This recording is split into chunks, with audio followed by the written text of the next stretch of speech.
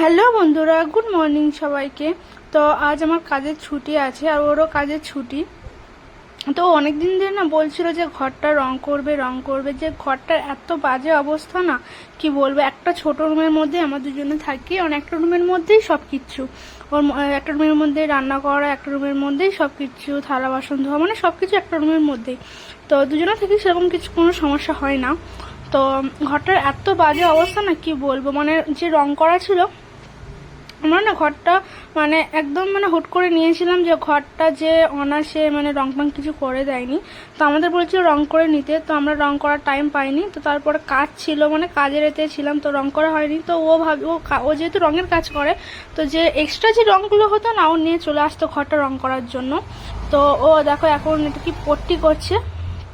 দেখো ঘরটার এমন অবস্থা, দেখো রঙের মধ্যে হাত দিতেই রঙগুলো এমনিই ছেড়ে পড়ে যাচ্ছে।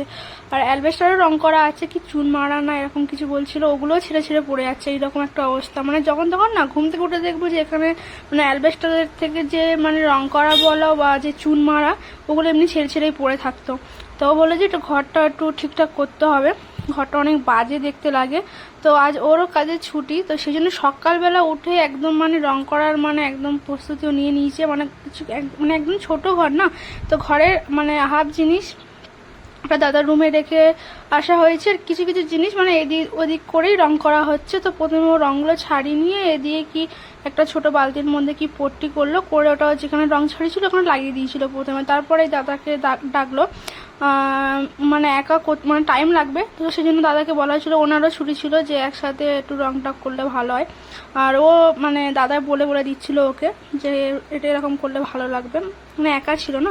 তো দাদাকে বলার পরে দাদা চলে আসলো, দুজনে রং করলো। প্রথমে অ্যালবেস্টারটা রং করে নিল, তারপরে ঘরে রং করছে। দেখো ঘরটা দুদিকে করেছে পিঙ্ক কালার, আর সামনে করেছে কি সানফ্লাওয়ার কালার এরকম কিছু বলছিল। আর ওটা সানফ্লাওয়ার কালার ওরা বলছিল, আমি ঠিক জানি না।